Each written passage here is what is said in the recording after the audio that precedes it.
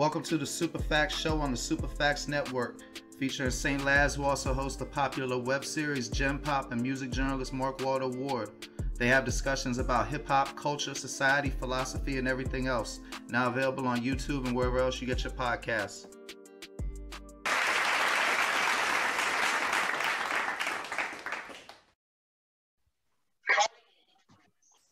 What up, world? It's your boy Mark Walter Ward, the Superfacts Show, Superfacts Network.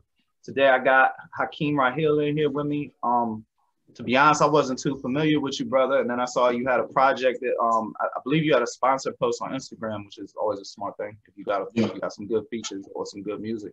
And I saw that you had Fiend and Vic Spencer on a project, you know, respectively. They're not on the same song. And you know, that's some eclectic musicians to choose for features. So that made me immediately curious about, you know, who you were as an artist, who you were as a music fan. Okay. So you got the project out now for Roseland 2. How's that doing? It's all good, man. It's the feedback that I'm getting from it is it's amazing, man. It's I'm loving the reception that it's getting, man. Which song's getting the most attention? The Fiend jump? That's not attention. Like, which one do people be saying like I like that one the best? Honestly, which is surprisingly, it's the Go Away song. It's the first song. It just captures everybody's attention. And but the second one, that was my first question because that was my favorite song. Oh yeah, appreciate that. Yes, sir. But the second one is Life Lessons. They be like, yeah, that life lessons go hard too. So yeah, I'm appreciative. Did you buy that at, well, I'm assuming that you bought it. Did you receive that as a with the beat and everything? Oh no! I bought the beat. You know, a couple of producers that I know always just go through his work and just try to find something that I can, you know, engage with. And I found that beat and, you know, just got it. And then, you know, I got the feature from Fiend. No, that was perfect because it's like you pulled that International Jones vibe out of him. Like that sounds like the Jet Life thing. Yeah, you know? that's because, you know, it's mad different fiends you can get. Right, and that's honestly that's the Fiend that I was trying to get out of him. You know, when I was talking to him, I was just like, I need the International Jones, man. I got this dope beat, bro. Like, we gotta, you know, chop this up. And once he heard it, he sent it back. He automatically knew what I was going for. So I was just like, yeah, it's all good, man. It's perfect. What's your first memory of Fiend? I'm honestly, I'm young. I'm 26. So my first memory would be the Jet Life mixtapes back in 2011 or like 2010, and the Convert Coupe. That's like, I think that's the first time I heard him outside of just his work with like No Limit and everything like that. You know, I of course I double backed and heard all his, you know, work with No Limit and his solo work, but that's the thing that caught my eye was the Corvette Coupe mixtape. Yeah, that joint definitely go hard, man. Yeah, man, it's dope. It's dope. His mixtapes, man, them shits are basically just like albums. Like Fiend, even though, you know, he's on that plateau, he's still job underrated. Did you ever hear any of the Rough Rider material? Yeah, I heard a little bit of it. Yeah, man, he said there's a gang of that shit unreleased. Yeah, what I could find on YouTube, but he never like really played anything for me. You know, I'm not. Yeah, hopefully I get to be that, you know, exclusive with him one day. But you know, I got a feeling them things gonna see the light of day eventually. Just a little feedback when I talk to brother, but I saw Dame Grease said he had 50 plus DMX songs. I wouldn't be surprised if Fiend might have been on a couple of them. Exactly. But then, you know, turn into you know, back to your project. Then, you know, then you got Vic Spencer on there, and like that's just an unexpected combo. How'd that work out? Honestly, that was unexpected for me as well. One of my homies, I grew up with him. He a producer for Vic Spencer. He was just like, "Yo, Vic doing features right now. I think you should get a feature. Blah blah blah. I can work out something with you. You know, blah blah blah." He really don't. That was good advice. Yeah, man. Yeah, he don't really do a lot of features, you know, for underground artists or So I was just privileged to get it. You know, we linked up like last year. Knocked that out, and you know, I was just grateful. I was just like, man, I got a Vic Spencer feature, like this dope, you know. And then you sat on for a minute too. Yeah. I couldn't just put that out. So it's like you ain't pressed to wear something on the first day of school. You gonna hold that shit till it's the right day. Yeah. Right. Yeah, I've been through the ropes already with Fiend. Like this, me and Fiend's second song. So yeah, 30,000 feet. I heard that. Everybody here, just go look up Hakeem Raahil featuring Fiend 30,000 feet. This man got an extensive discography on Spotify. I didn't look on any other. Usually I got more time than this, but I went through like about 15 of them songs. Okay, I appreciate that. I appreciate it. I mean, it's cliche, but I always say it to everybody. Shit, I appreciate the music. You know what I mean? That's why, like, I used to be pressed to buy CDs instead of getting like, I'm gonna date myself, but like LimeWire and like illegal downloads and shit. Because I'm like, if everybody keeps stealing this shit, then the motherfuckers ain't gonna make no money, and they gonna have to be plumbers or some shit. And we ain't got no rap music. Exactly. Yeah, I was the one too going in the store still buying a CD. You know, my first CD I ever bought was a Wale Ambition album back in 2011 or 12, I think. You like Wale? Yeah. He was one of my favorite rappers at one point.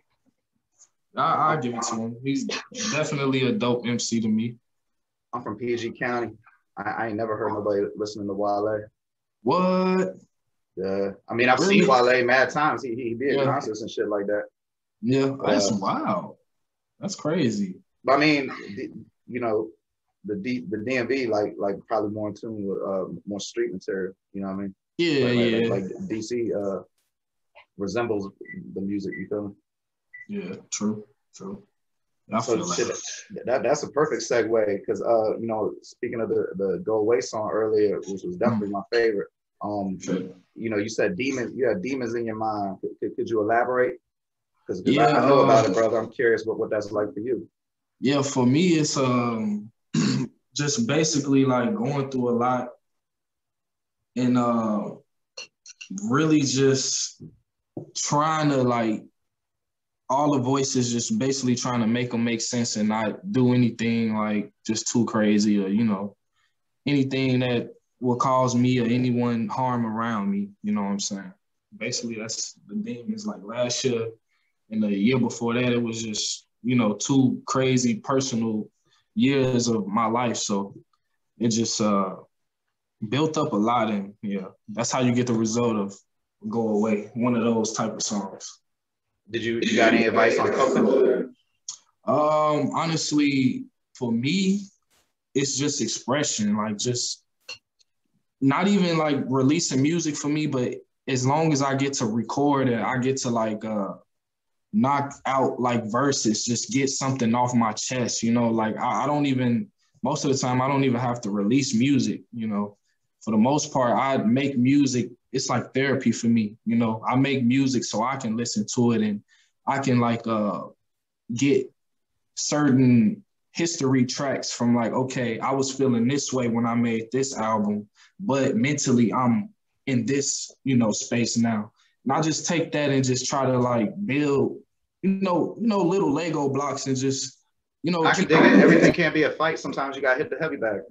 Yeah. You know, just try to keep myself positive through my music. And, you know, just everybody got to find an outlet. That's the way to cope with it. Finding an outlet and honestly talking to somebody. Don't let that bottle up inside of you because that's what I was doing, you know, for the most part. And it's not healthy at all. When you was growing up, and you know, I think this has become a stereotype about how mental health is stigmatized in the Black community. I think it's a lot more accepted. But then, you know, I grew up around mostly Black people, and you know, I remember this, you know, motherfuckers get the crazy check and get talked down upon and all that type shit. Yeah. So you know, it's definitely both sides of it. But like, you know, I grew up like kind of near where Kevin Durant was. In my neighborhood, it wasn't. You weren't gonna get made fun of as bad like if you lived over the line in DC and Southeast. Right. And so it was worse depending on where you. I mean, almost like the less access you had to it, the more people be against it. Almost like fuck that shit, I can't get it. You know what I mean? Right. But so like, was it stigmatized where you at? Growing up, yeah, it was definitely stigmatized. Like, basically the, you know, be strong, be resilient type. Don't express your feelings. You know, if you cry, you better suck it up type. You know, just a lot of those stereotypes growing up, and it honed and shaped me in a certain way, and you know, made me feel like I had to be hard. You know, and made me feel like I can't like express myself and a physical way or like an emotional way, you know. And it had an effect on me. Yeah, it had a big effect on me. But I mean, that might be to the good though, because maybe all that having to keep shit in and be tough taught you strength, and then now that you can be open and you're starting to learn like coping tools and to vent through other outlets and mechanisms, you get the best of both worlds. Exactly. That's the point that I was just about to make. Yeah, just now that I'm older, I can just reflect and look back and just take everything that was negative or just positive and just, build on everything and just make myself a better person each and every day, Now I know it's a marathon. It's really not a race. So, yeah. I know. I just assume that's your seed in the picture. My seed? Your child. Oh yeah. I'm sorry.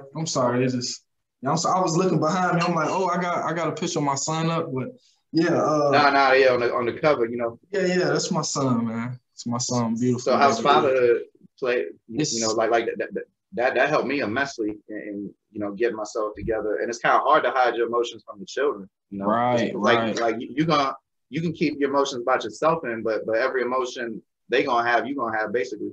Exactly, and I think that's what I'm about to say. Having my son, it taught me a lot about myself in a way. It's like everything that I see him going through, even though he's an infant, it's just like, wow, like I had that type of frustration, or I had that type of emotion, or I had this passion, and it makes me reflect even more. Like, man, how can I be better for him? How can I teach him that? This is right, this is wrong. How can you deal with your emotions and everything like that? So yeah, he's teaching me in a way like to deal with my emotions and, like put everything aside and not be so aggressive. And, he's helping me. Like I love fatherhood, man.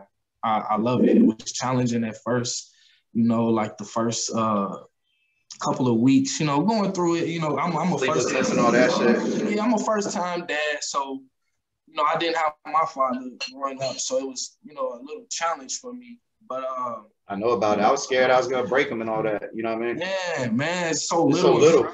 Right, man. I just man, I didn't know at first, but.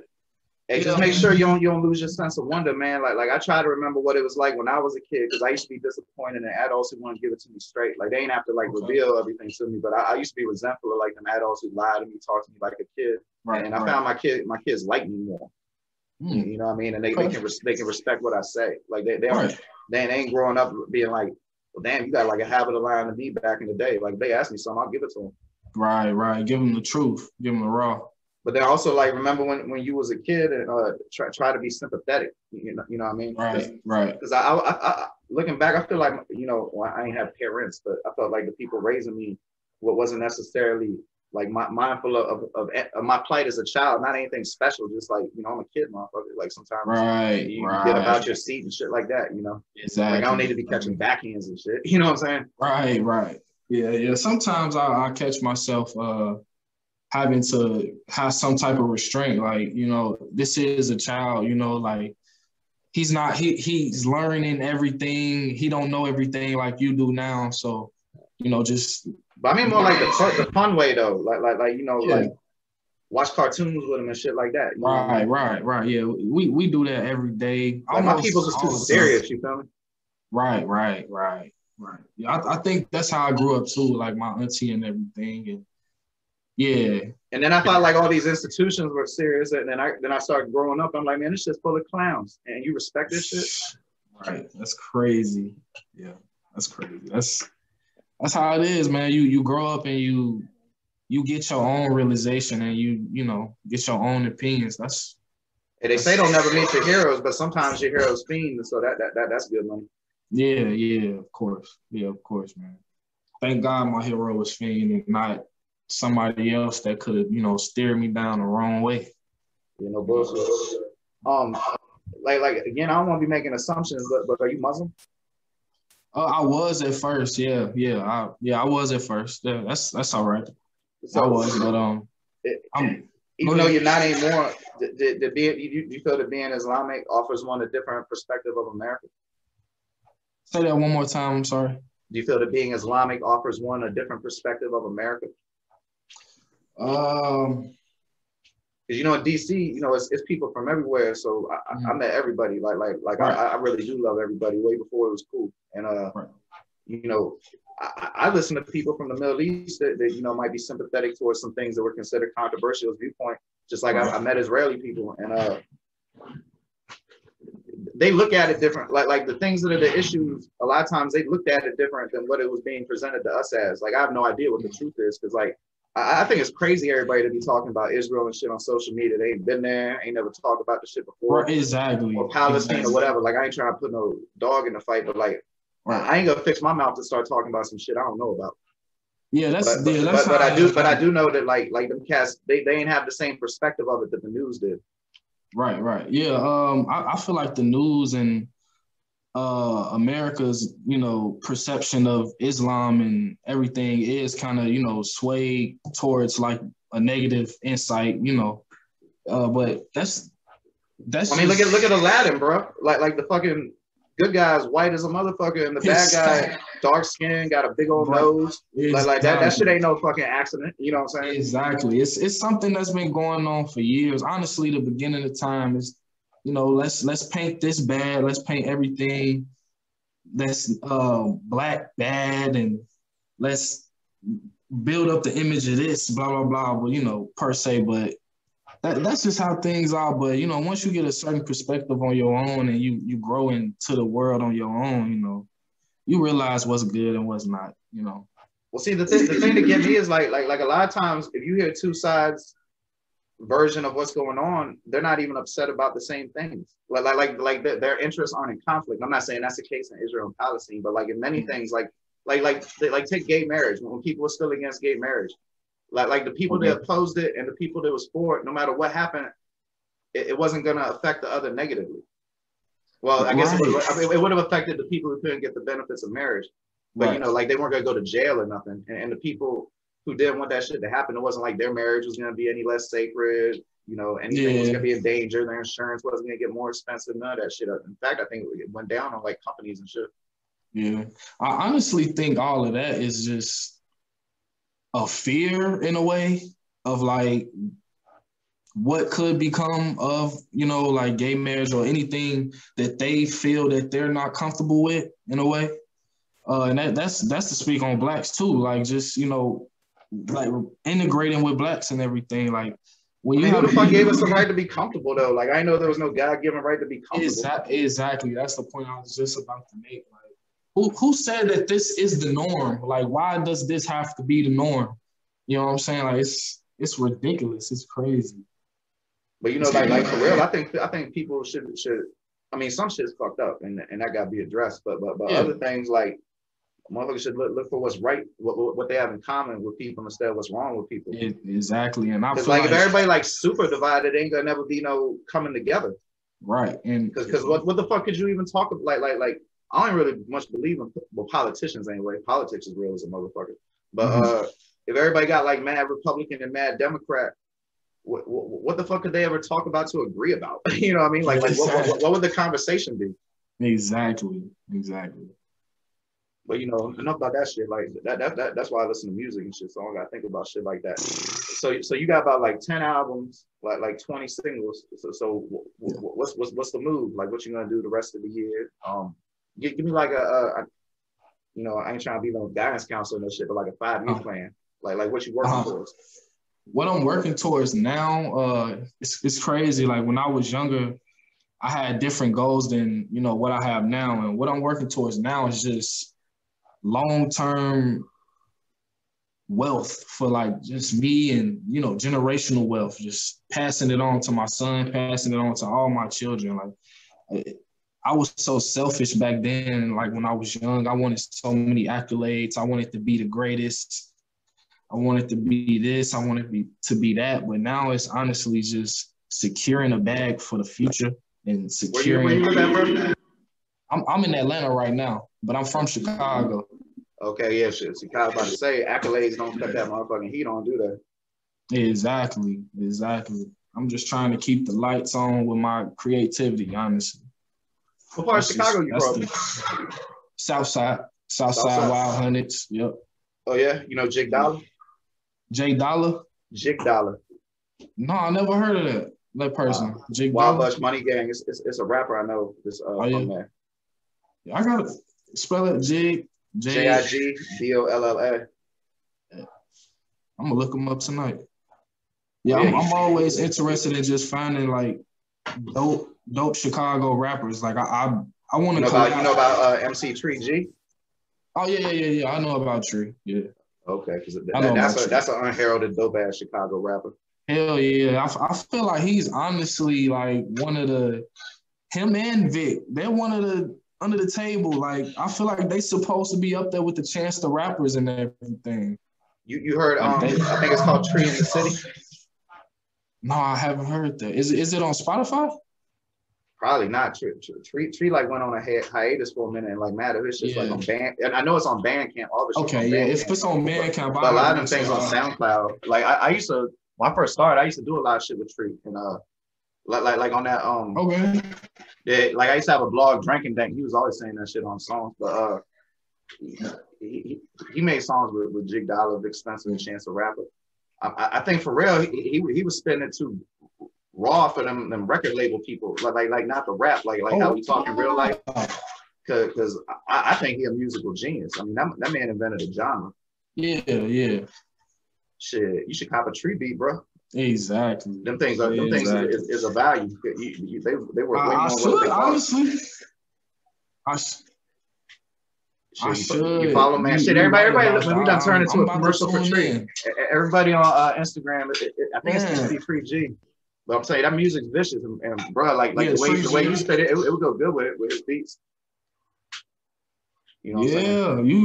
You're right. I think I'm working on a project I might release next year. That's honestly what I'm about to do too. I'm about to this year work on just the Hakeem Raahil brand, just more awareness and more music videos, more video content, just more visual content, and just put my music on the side and just still work on the music, but just keep it in the vault for right now. But I am working on a album for like next year or within the next 2 years, hopefully. And I might get a Tree beat. I might get a couple of Tree beats. Shit, that'd be super was good. That's smart though, man. You build your fan base. Like a lot of them comedians say, as long as you got 1,000 fans, you can eat forever. Yeah, exactly. And that's what I'm working towards. I'm working towards 1,000 committed fans, buy-in fans that if I put out anything, I know I'll have 1,000 sales each and every time. And that's what I'm working towards right now. Man, I got faith. I got faith that you'll do it, brother. Like my mouth ain't no prayer book, but it seemed to me like you deserve to live off music. Like you definitely, I can feel that passion. Like the thing that caught my attention about having Fiend and Vic Spencer on the project is the first time I was like, oh, this man got an ear for music, whoever this guy is, and I go and listen to it. And Go Away just blew me away. I was playing that, around my family and all that shit. Mm-hmm. Appreciate that, man. I really do, man. That's what I work towards, man. Like. Vic Spencer and Fiend is like, they're like Jay-Z and Nas to me in a way. Like they really dope MCs. They just, they in the cut and they do their thing, you know what I'm saying? So it's always an honor to chop it up with Vic, chop it up with Fiend, and to, cut records with them. The Fiend joint, I knew Fiend for at least like 5 years before we even decided to do a song. It's just, I just had to work for it. I couldn't get it off the bat. So I just kill what you need, right? Yeah, exactly. Yeah, exactly. So before we get out of here, though, I'm gonna need a Chicago top 5. Top 5. Okay. It's always so interesting to me how different it is every time you ask somebody from Chicago. Yeah. They ain't even know. It's almost always Twista, Lupe, Common, or Kanye is number 1. But after that, it could be Do or Die. It could be Lil Durk. Exactly. It'd be crazy how different it'd be. It's really interchangeable. But for me, see, I know about in no particular order. Yeah, no particular order. All right, so obviously Kanye is in there. I want to say I have to put Twista in there just because of the history and like what he paved for Chicago MCs. If I'm not mistaken, he was the first one to get a record deal in Chicago. He was the first Chicago MC to ever have a record deal. I'm not mistaken. So I don't know. I mean, I heard him on that Do or Die thing, but I think he did have an album before that when he was like Tongue Twister. Him or Do or Die. It was one of the two back in 92 or 91. I don't know. I wouldn't. Well, I know he made it to the Guinness Book, and then he had a record like when he was Tongue Twister that like, I mean, I think you can hear it on YouTube or some shit. Like it ain't make its way to DC. The first time we ever saw him was a Pro Pimp video. Oh, okay, yeah. So yeah, I mean that don't mean it was the first thing because obviously like shit was probably coming out in the Midwest or where to come out in DC. Right. It was heavy in the heavy in the Midwest. But yeah, I'll go Kanye, Twista. I want to really. It's a lot of MCs and shit. I'll give you my 5 and you can think about it. Okay, I got Tree, Mickey Housestead, Lupe Fiasco, Kanye, and Common. That's dope. That's dope. That's dope. That man Mickey Housestead, Jesus, he can spit. Yeah, he's dope, man. He's dope, man. Yeah. I see. That's what I was about to say. Like Mickey might be in there. Like I'll put him with Kanye and all of them. It's just certain MCs in Chicago. I feel like go ahead. Oh no, you got it. I feel like certain MCs in Chicago, they just because of where we at, like just in Chicago, we don't reach a national stage unless it's like a certain type of energy that's given out, But I go Twista, Kanye, Common. I want to put Lupe in there, but I just can't. Not right now. Like Lupe. Yeah, I don't really like Lupe. But I respect the craft. Exactly. I don't like Eminem, but I mean I don't dislike him either. Like I just don't relate to the music particularly well. But like technically, I can't think of anybody that's better. Exactly. I try to be honest. Like just because I don't like it. Like I ain't much like Karl Malone either, but that motherfucker's the ball. Yeah, he nice. He's nice. I was like that at first with Karl Malone too. Yeah, I was. I mean, Post Malone, my side. I'm sorry. No, I saw the basketball player. Oh, the basketball player. Yeah. Oh, yeah. That's before my time. Yeah, I mean, all that being said, I was like Funko. I don't think I even heard a Post Malone song other than Oh, wow. That's dope. I didn't even see the whole collection right there. That's dope. Yeah, I got about just about all the rap joints. Wow, I see the DMC. Oh, that's dope. That is dope. But yeah, I mean, this shit just give me an excuse to collect toys in my 40s. You know what I'm saying? Yeah. Without people I was looking at me crazy. Thinking about collecting those as well. I was thinking about collecting them as well. I mean, the most was like this gold Biggie John was like 50. All the rest of them was like 10 and 15. Oh wow! I thought that was expensive. I don't know why. I thought they like 11 and 12 rare. Oh okay. Oh yeah, well there's like 3 that's rare from like the first series. They're in like the thousands or some shit. I ain't really know about this shit. I just want something to make my podcast look better. And I looked these up and they was cheap. But there's like an old Biggie, old Flavor Flav, and an old Tupac. It's like a 500 to a stack. But all these are 50 less. Oh, shit, wow. I got the Kid and Play Jones coming with the house party uniform. Ooh, that's dope. Yeah, 2 hype shit. I mean, bro, they online right now. They like $11 on Funko.com. Oh yeah, I'm gonna have to look into those. Yeah, I got. If you take them out the box, they lose all the value and shit. What? Really? Yeah. That's why I be seeing them in the box. That's why. Like every time I see people have them, like they still in the box, I'm like, why they don't just take it out the box? Man, I get shit to use it, not to collect it. You know what I'm saying? Exactly. That's how I am with shoes. Like if I'm getting a $300 pair of shoes, I'm gonna wear them. Like I'm not just finna look at them. And you can't wear no fitted hat where the sun makes the shit. If you took your sticker off, it'd be a different color. It's too old at that point. Exactly. But yeah, what you about to say? Oh no, I was about to say my top 5 would be Kanye, Common, no particular order. Kanye, Common, Twista, Lil Durk, just because of what he solidified as of recently, and he's been doing it for at least 10 plus years. And that last spot will have to be, I struggle between Chance, but I don't feel like Chance deserved it yet, that top 5. You know what I'm saying? Like, he didn't put in some work, but that... I mean, Coloring Book was mean. Yeah, Coloring Book was mean, but I feel like the Magnificent Day, it was kind of underwhelming to me. See, I thought Acid Rap was underwhelming and overrated. What? Yeah, but like the suspension shit was incredible. What? I thought Acid Rap was his best work.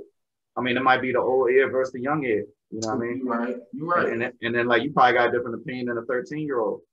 Yeah, you know what I right. mean? Like I ain't listening to no city girls, but I see where they belong in this universe. Exactly. Okay, I feel that. But yeah, that last spot I think would have to be Lupe, if we talking respectively. It'll have to be Lupe. Plus, he got all like the little extra rap accolades, like killed ciphers, killed the little MTV. I can't remember which one, but one of them shits he bodied. Like, right, and he mixtape appearances had a classic mixtape in the mixtape era, which was hard. Right, and he's a member of a certain like selective writing group or something like that. I know he had everybody skateboarding, which was unimaginable at the time. I remember exactly like at this point, all I'm doing is chilling with like paranoid drug dealers that got razors under their tongues and shit, like straight wolves and shit. And I remember that kick push shit came out, and first motherfucker was like, man, what the fuck is this stupid ass shit? This motherfucker skateboarding and shit. But then like how they keep playing shit, and whether you like it or not, I mean every word of tag team and shit. Back then, because like it wasn't but so much shit to listen to. Everybody wasn't on their phone, on their headphones. And like after that shit came on a few times, motherfuckers started being like, damn, he can rap like shit though.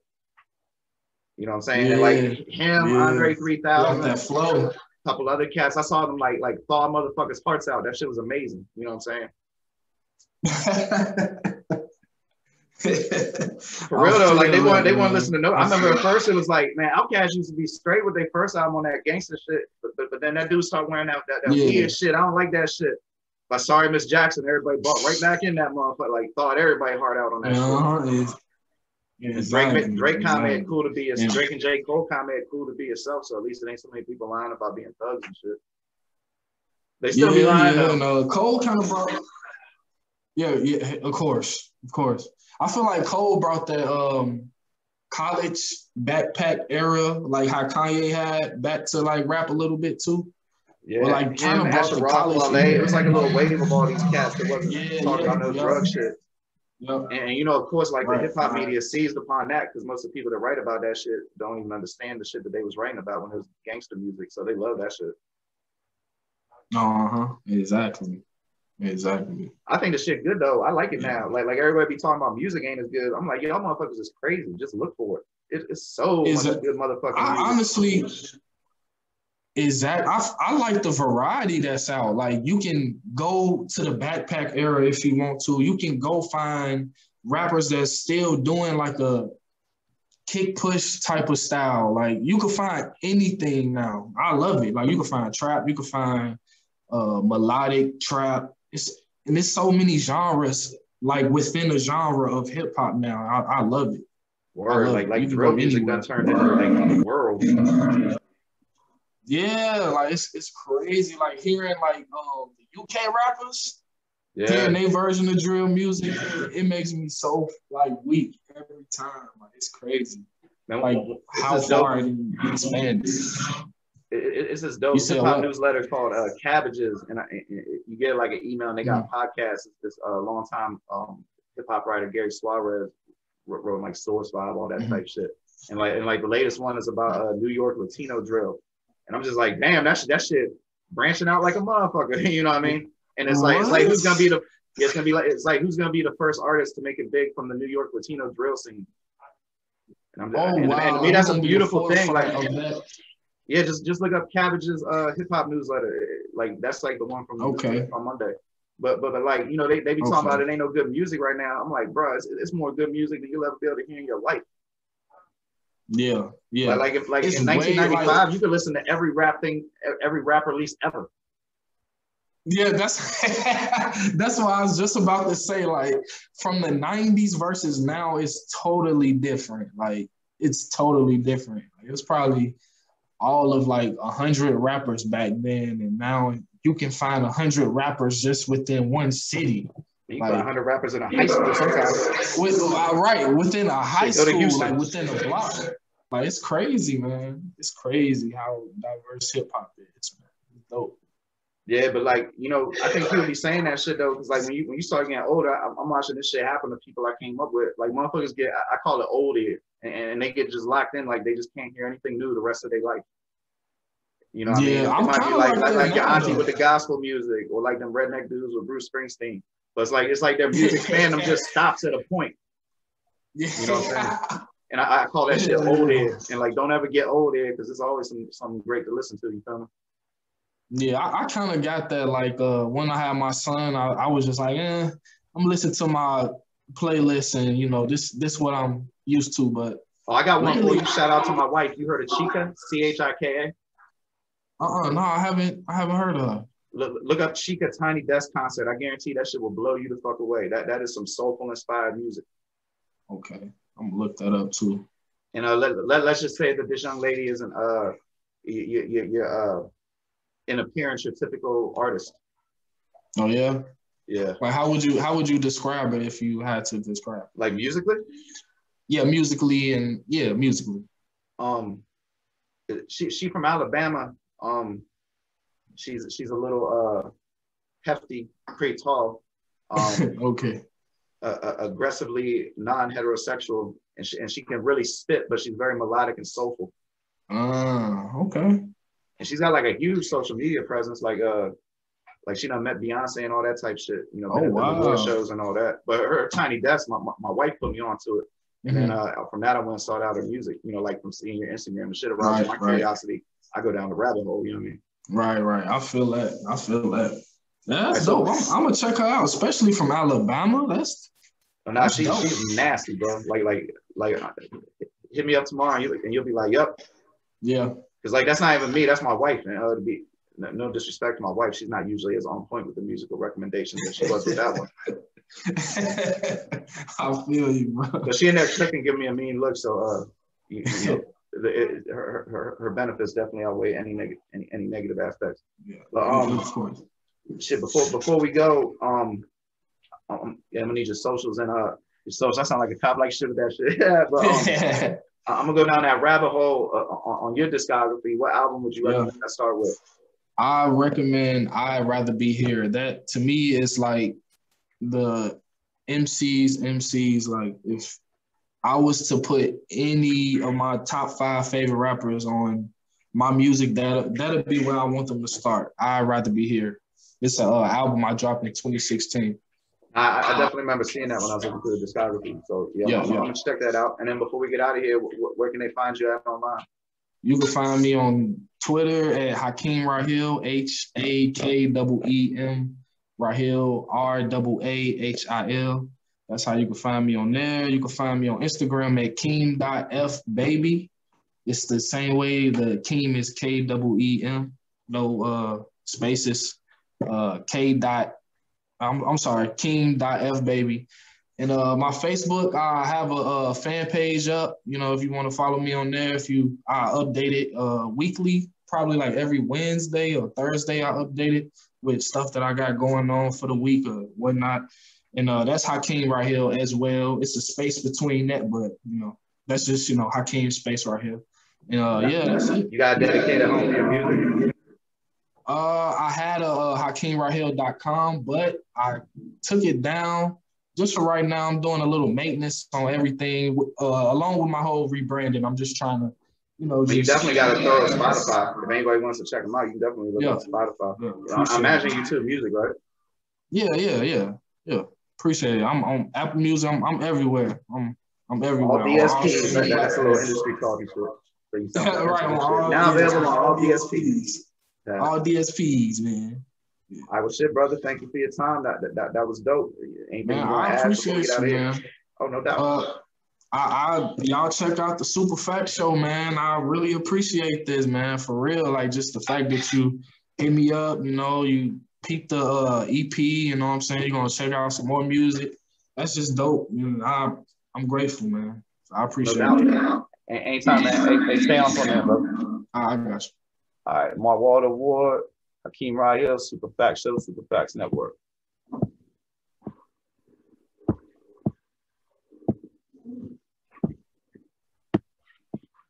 The Super Facts Network, home of Jump Pop, STE, and the Super Facts Show, now available on YouTube or wherever you get your podcasts from. Come check out St. Labs, G from the Shop, and Mark Water Award.